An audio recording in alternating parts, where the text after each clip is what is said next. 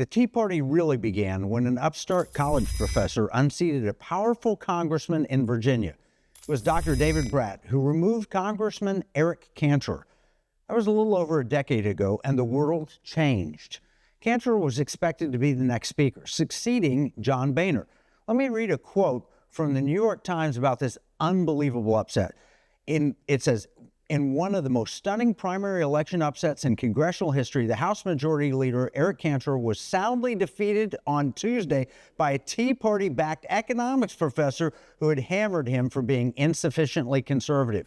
With just over 200,000, Dr. David Brat, a professor at Randolph-Macon College in Ashland, Virginia, toppled Mr. Cantor, repeatedly criticizing him for being soft on immigration and contending that he supported what critics call amnesty for immigrants in the country illegally." Wow. This guy was in many ways the forerunner to Donald Trump. He's now a big shot at Liberty University and the fill-in host for Steve Bannon on his War Room. His greatest claim to fame, however, should be that he's a friend of the Economic War Room, and he's our guest today. Dr. Brat, welcome back to the Economic War Room. Yeah, boy, that's quite an introduction. And I just want to make it clear, I had huge support from the existing Tea Party, people like you that helped me tremendously. So I got the blessing. But virtually no money, $200,000. Yeah, he had $5 million, right? Yeah, you can't buy a house with it. It was close. Yeah. I know you're in Texas for a big Liberty event, yeah, but we're so glad you came by to see us. Right. You were covering some slides on Bannon's War Room, and the content was incredible. You got them from Powerline, I think. Good, Powerline, yeah. Eye-opening, validates everything we've been saying about fiat currency and the need to return to a gold and silver standard. So we're going to try and get through all 14 slides. Let's do it. And we'll take breaks as the clock requires. Good. So let's get started. The premise, what you're showing us, the world changed in what year? 1971, the Federal Reserve started in 1913, but we got off the gold standard. The Federal Reserve got off the gold standard via Nixon in 1971, and you'll see a red arrow on every chart we're going to go through that points to 1971. And roughly speaking, the graph will be very boring and then a disaster at 71. And correlation is not causation, but when you get 14 charts that all show the exact same thing in 1971, you got a problem. 14 disparate charts. Wait till you see it. Wait till on you so many different things. Right. Wait till you see it. I remember when that happened. I was a student of the Constitution with my dad as the teacher. Cleon Skousen, who wrote the 5,000-Year Leap, Making America Naked Communist, he was teaching my dad teaching. I got economics from a stockbroker's perspective, and my dad burst into my room and said, "Hey, Nixon took us off the gold standard. It's going to cause inflation." So what is inflation? What causes it? Yeah, well, inflation, the generally accepted idea is just that prices are going up. You see it at the supermarket, gasoline, whatever. But it's really also the devaluation of your dollar, right? So under Biden, you had 20% inflation over a 4-year period. Well, that means that your $100 bill that was in the bank, if you take it out, you can only buy $80 worth of stuff. You lost 20% of your purchasing power. So inflation is a hidden tax. It's very painful. The rich can get by because they're investing off on the side. The poor in the middle cannot. Okay, let's go with slide 1. Yeah. Consumer Price Index. When does it change? Yeah, the first few slides just show cumulative inflation in different ways. This one is fairly flat from 1910 all the way through 1970. 1971, we get off the gold standard, and what happens right at that red arrow? Boom, through the roof, 2,300% cumulative inflation over the past 50 years, right? As soon as the Fed got us off of gold, we're untethered from anything real and massive inflation. Yep, economists' technical term for this, you said it earlier, it's a hockey stick. Yes, hockey stick, yes, and it is, right? Just flat, and then what happened there? That's what you want to ask yourself. Okay, so what does that do for slide 2, cumulative inflation? Yeah, and here's the Consumer Price Index. That's the technical measure of inflation. It's just a market basket of the same goods every year, and they measure the price of those goods. And so what happened from 1775, right, our founding fathers, prices, the CPI, that market basket of goods, a cup of coffee, however you want to picture it, is relatively flat through world wars and everything. And then 1971, what happened? The CPI, the prices of every good in that market basket went through the roof, massive inflation, hurting you. You're making a certain amount of a paycheck, but all the prices of the goods and services you're buying just went up, and you still got the same paycheck. So you're in bad shape. Now, the Federal Reserve didn't have to produce all this excess money, but they became untethered. Under the Federal Reserve Act in 1913, they were required to keep 40% backing for every dollar that existed. Wow. And in 1933, FDR confiscated all the gold by the federal government, but in 1971, Nixon said, you don't have to back anything, and you have no convertibility for that with the dollar. So that's had real impact. Here's slide 3. Where does it personally hit us? Yeah, well, you're going to see everything coming up here. You're going to see family formation, the number of kids, the age you get married. But let's just start off with a basic one that's in the news every day today. Home prices from 1620, all the way through 1920. It's ups and downs, but they're all within a range. And then red arrow, look at the red arrow, 1971. Federal Reserve untethered from gold, and prices. And by the way, the two major jobs of the Federal Reserve are to maintain stable prices. Well, at 1971, the housing prices and all the prices are going straight up, and to maintain full employment. And so they can in no way defend their record either. They only have to do two things, and they can't even get the most important part right: price stability. Even with that, Federal Reserve has said that if inflation gets below 2%, meaning you're losing less than 2% of your purchasing power, they're going to juice the money supply so that you have at least 2% inflation. They're guaranteeing that the purchasing power goes down over time. Yeah, and just that is big. 2% times 50 years is 100%. Yeah. So over 150 years, you've lost. Yeah, you devalue your currency. 100%. You devalue your currency. All right. So slide 4. I was shocked when I saw this. The cost of a can of Campbell's condensed tomato soup was 10 cents up until 1971. For over 100 years. Right, 100 years. And this is the same for every good in that market basket. So you could take a Big Mac, that's often used, but this was a cool one, tomato soup. Everyone knows what that is when your mom used to, when you were a little kid, get the grilled cheese and the tomato soup in the old days. And what was it? It was 10 cents until 1970 for 100 years, and then through the roof. And we're going to go through chart after chart that shows the exact same thing. You can see the opposite of these charts if you go to pricedingold.com, and you can see everything priced in gold, and you see prices are really stable priced in gold. Priced in US dollars, they were very stable up until we left the gold standard in 1971. All right, we're gonna have to take a break. When we come back, we'll talk with Dr. David Brat even more about the complexities of what happened since 1971 when we left the gold standard. We'll be right back with more. In uncertain times, finding stability in the economy can feel challenging. But what if you could navigate economic volatility while honoring your biblical values? At Timothy Plan, they believe this balance is possible. Timothy Plan filters its volatility-weighted ETFs and family of mutual funds through a biblical pro-life and pro-family lens, so you can see competitive returns and moral responsibility, helping you to weather the economic storms. With Timothy Plan, align your investments with your values while adapting to our ever-changing culture. Since 1994, Timothy Plan has been recognized leader in biblically responsible investing. Timothy Plan, your bridge between faith, finances, and the future. Visit timothyplan.com or call 1-800-TIM-PLAN or 1-800-846-7526. Investing includes risk, including possible loss of principal. Before investing, carefully consider a fund's investment objectives, risks, charges, and expenses contained in the prospectus available at timothyplan.com. Washington said paper money opens the door to every species of fraud and injustice. Jefferson said paper is poverty. Hamilton said to emit an unfunded paper as the sign of value ought not to continue a formal part of the Constitution. The founders hated paper money, so they put a pirate money clause in the Constitution for our state to use. Learn more at transactionalgold.com.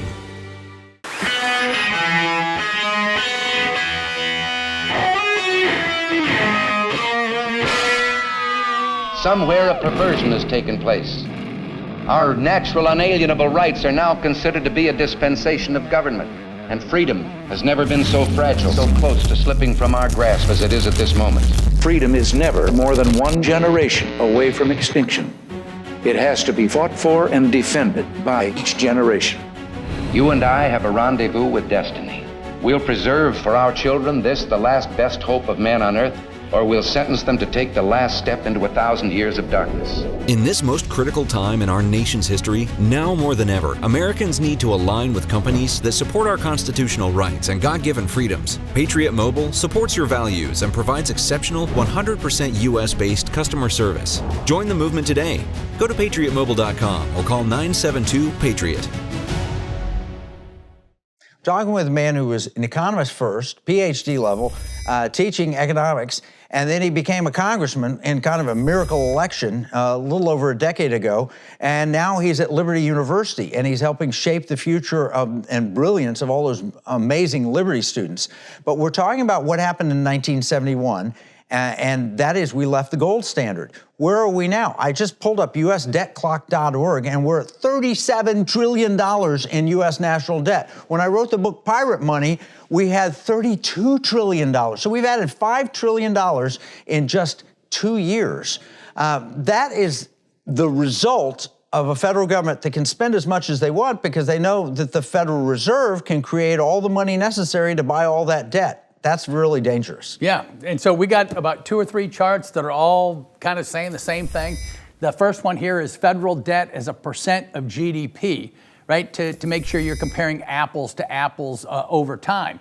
And so it's a ratio of like if you're a family and you're making $100 and you're in debt $20, well, you're in debt 20% of GDP. So you can see most human history, we experienced some debt, but then we'd work our way out of it because we had that old Protestant work ethic and then the Catholic work ethic. And we had good leaders like Truman and Eisenhower. And then the 60s hit and we get loose culturally, and that ties right in with getting loose financially. We've lost our discipline across the board. So World War II, we had massive debt as a percentage of GDP, but then it came right back down until the magic arrow kicks in at 1971.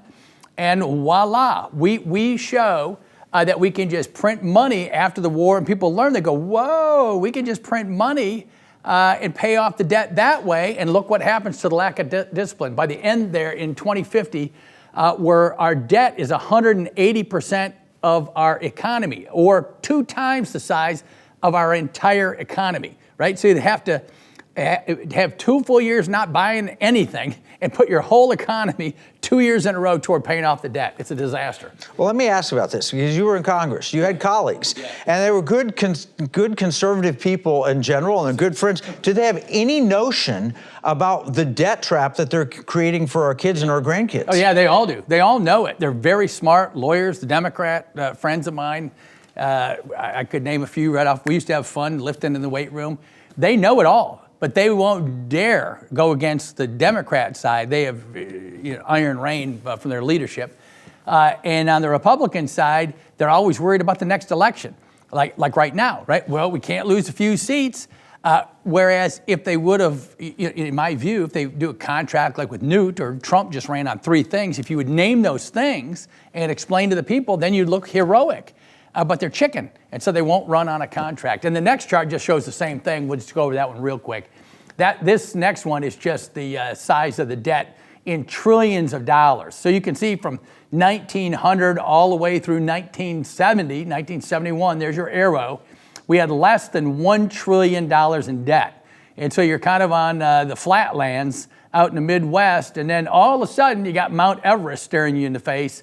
And that is a total lack of control on the part of Congress. It really is Congress is given that responsibility over the purse in the Constitution. And so if your congressman or woman or senator is voting for these $2 trillion deficits, they're adding even more. The deficit adds to that pile every year. Well, up until 1971, there was a constraint on the money supply, which means there was some limitation. If we spend too much money, interest rates will go through the roof. Right. But after they took the gold standard off, let's look at federal surplus or deficit. Yeah.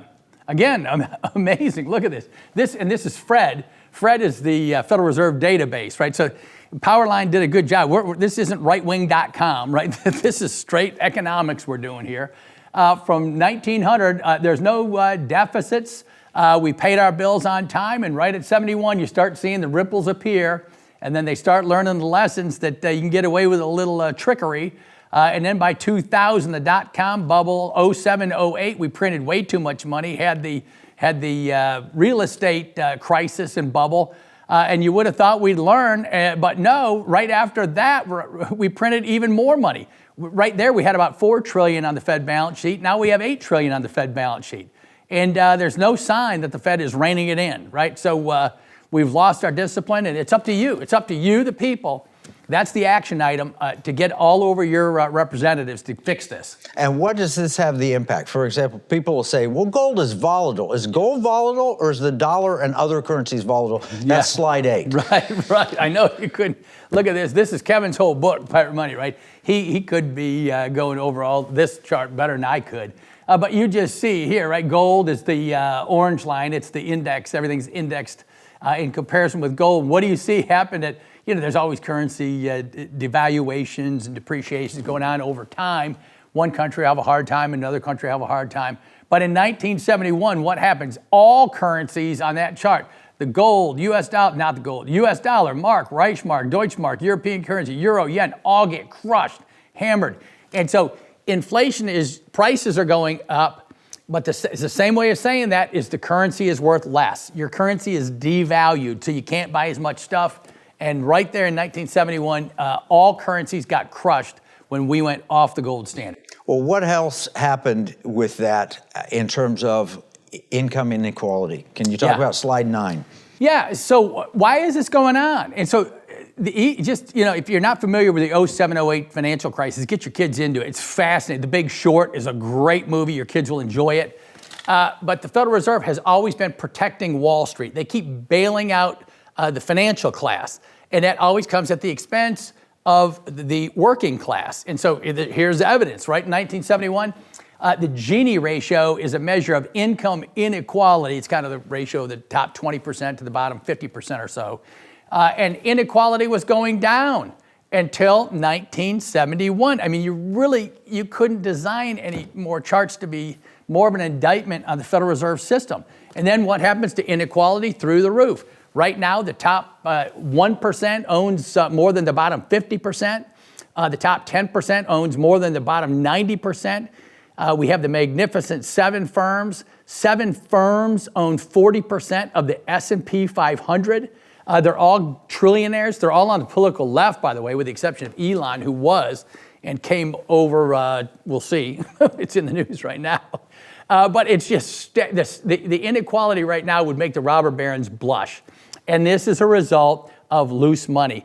And the people back home who are working hard for a living on the assembly line, they are not getting the rewards of these low interest rate bailouts that Wall Street's getting. All right, we're gonna have to take another break. By the way, I'm gonna tell you, The Big Short, great film, not family friendly in terms of language. Right. So be sure and get a language filter if you're going to watch that with your kids. Young adults. But it has a lot of good information in it. Yes. Look, income inequality, that's a serious problem. We'll talk more on that and why going back to gold will solve it after this break. Here's a $10 bill. It's got the picture of Alexander Hamilton on the front of it. It's kind of sad. When I was 10 years old, everything that I could buy for $1 now costs about $10. That's the cost of inflation. It's just paper. It's not backed by anything. You can't exchange it for gold and silver. You used to, but you can't do that anymore. And that's unfortunate. Pirates wouldn't accept this. Pirates, they wanted gold and silver. Patriots, the founders of this nation, also wanted gold and silver coin. In fact, they put a provision in the Constitution, 17 words, that said states could only make gold and silver coins tender within the states. That's why I wrote this new book, Pirate Money, Discovering the Founders' Hidden Plan for Economic Justice and Defeating the Great Reset. It will explain exactly the history of money and exactly why gold and silver coins can be made modern with new technology and a useful monetary system. PirateMoneyBook.com.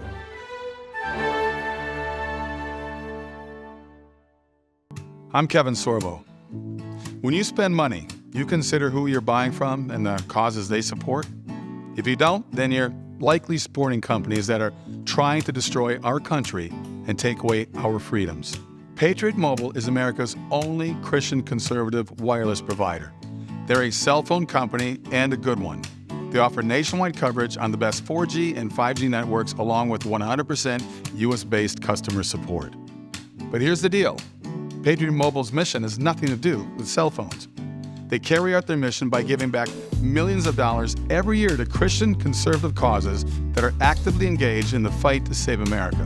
Voting is no longer enough to beat the woke. We have to band together, support like-minded companies, and vote with our dollars. That's how we win. Stop supporting companies that want to destroy America and join Patriot Mobile today by visiting patriotmobile.com or call 972-PATRIOT. Before the break, we were talking about how the wealth gap is not caused by taxing the rich too little. It's caused by printing too much money or creating too much money. And that's found in Federal Reserve data also. Total net worth held by the bottom 50%'s barely budged in the last 30 years. But what's happened is the wealthy have gotten wealthier, just right in tune with the M2 money supply growth. So as we print more money, the wealthy get wealthier, and the rest of us, well, we sort of lose out. Part of that is because of the financialization. So we've got a chart here, slide 10, talking to Dr. David Brat about a market capitalization. We see that every other company in the S&P 500 has lost ground since 1971, not company, but industry, but the financials have taken off. Explain that. Yeah, well, I'm gonna explain it, and then you're gonna see right after this, everything else on that chart is going down. Look at the green line, other. It's going up for a while till 1940, 50s, 60s, and then down. Look at resources. That's a huge chunk of the economy. The only thing that's going up on that graph is Wall Street. The financial sector is going up since 1971. It was kind of going down.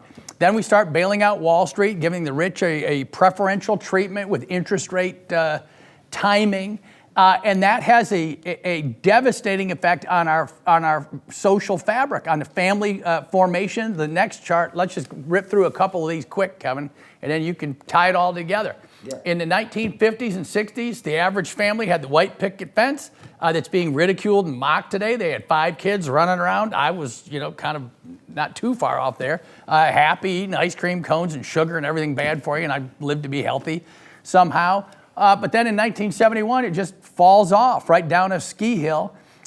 So now instead of 5 kids per family, we're down to 2. Why is that? The next chart shows the median age at the first marriage used to be women in the brown line back in 1950, about 20 years old on average. Women were getting married, men were 22 years old. If you can't get a job and if house prices are high, what happens, the economics drives family formation. And instead of getting married at 22, at the far right, men and women are getting married from 28 years old to 30 years old. And then the final one here, in line with this, is just really devastating. This is kind of the real cause. The average income is going up, up, up, but never let an economist use the term average. They're fooling you into thinking everything's fine because the average person's going up. That couldn't be further from the truth. You put Elon Musk and the Magnificent Seven in that average. So that's jacking up the average income. Go to the median. The median means the middle person. So the average, on average, GDP per capita is going up. That's the total amount of stuff you make in your economy per year. On average, that is going up. That's a good thing. But what's happening to the middle person? They're going up with that GDP growth until what year? 1971. You start to see a common denominator here. And then what happens to middle class, working class wages for the last 50 years? Flat as a pancake.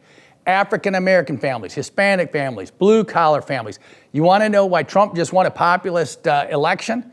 Because of that graph right there. Yep, no question. And so when you look at the fast progress for minorities, that took place up until 1971 and virtually no progress since then. And that's that's just the relative incomes of African American families, and you can extrapolate to Hispanics and blue collar versus whites. African American population was making huge strides in progress, catching up to the white population. What happens in 1971? That's tied in with the Johnson's welfare programs and all that as well. So, but it all goes together. It does go together. Yeah. And so what happens is then we have to start paying a lot more welfare payments. Welfare payments paid more people if they had no daddy in the home. Right. And then you begin to see all of those things happen that are literally destroying our society. Right. No, that's right. And it just look, LA's blowing, our major cities are blowing up today as we speak. It's incredible the social harm that the economic policies have caused, right? People are not looking out for you. You need to start looking out for you and put your weight behind people who listen to you. One of the ways to start looking out for you, this Yes, shameless yes. plug, No, is good, to read good. Pirate Money, Yes. read the book, and get on your own personal gold and silver standard. You don't have to opt in to this failed system. You can opt out of it and have state laws that passed in Utah, Arkansas, Florida, Missouri, and Texas. Now, the Utah governor vetoed it, but Arkansas's governor, Sarah Sanders, she signed this into law. Florida's governor, Ron DeSantis, signed into law your own personal gold and silver standard. You want to understand all of those charts. They're explained in this book, Pirate Money, where you can see this is where it went bad, because what did we do? We violated the scripture. God established gold and silver as money, and he declared paper money is an unjust weight and measure. In fact, in 1 Corinthians, it says your work will be tested by fire. If it's pure, it will be purified by fire like gold and silver. But if it's made out of wood, hay, and stubble, it will get burned up. This is a biblical issue. It's a personal issue. It's a family issue. It's a national justice. issue. It's God's justice too, right? I mean, it's obvious. You're cheating. You're stealing from the poor. It couldn't be anything more biblical than what you just pointed out. Yeah, so it's very popular what we're talking about. Proposition 7 on the Texas ballot says 76.5% of people were given the opportunity. Would you like your own personal gold and silver standard? They said yes. 1.6 million Texans voted for this. 25 states are looking at it now. You can learn more about that at transactionalgold.com. See if your state is one of them. And like I mentioned, we got the bill signed by Governor Sarah Sanders. We got the bill signed by Governor Ron DeSantis. We've got it passed in Texas. I think, Dave, that we're going to have the opportunity to see a renaissance of liberty and freedom, maybe capital formation. Maybe you can get married younger and have babies if you start saving your money in the form of gold and silver. Right. No, it's huge. We're not selling this as an investment vehicle, right? The whole talk here has been about the stability of gold as a currency. And the heroic work Kevin's done and his team here in several states, the notable is Florida and Texas. I mean, those are anchors, and this progress is going to surge through the rest of the country, and you need to be a part of it. This will keep the rich and the Federal Reserve and the Congress from stealing and cheating, right? That's the number one thing. If we can get our institutions straight again and back to trust and credit in God we trust is on the currency, we need to make that happen again. Yeah, no. What's the best way for people to follow your work? Yeah, just Brat Economics on Getter and X. All these charts are sitting right there for your young people. And come visit Liberty University. And we have a CEO summit for the business folks out there, October 15 and 16. Email me at Liberty University for CEOs and C-suite business leaders out there. I've spoken at CEO Summit for several years in a row. It's fantastic. We introduced Pirate Money there from the stage. It was great. All right, we're going to summarize all this in our free economic battle plan. You can get your copy at economicwarroom.com. Remember, what we see as a marketplace, our enemies, they view it as a battle space. Look, if you want to get back on a personal gold standard, get Pirate Money. This is Kevin Freeman from the Economic War Room.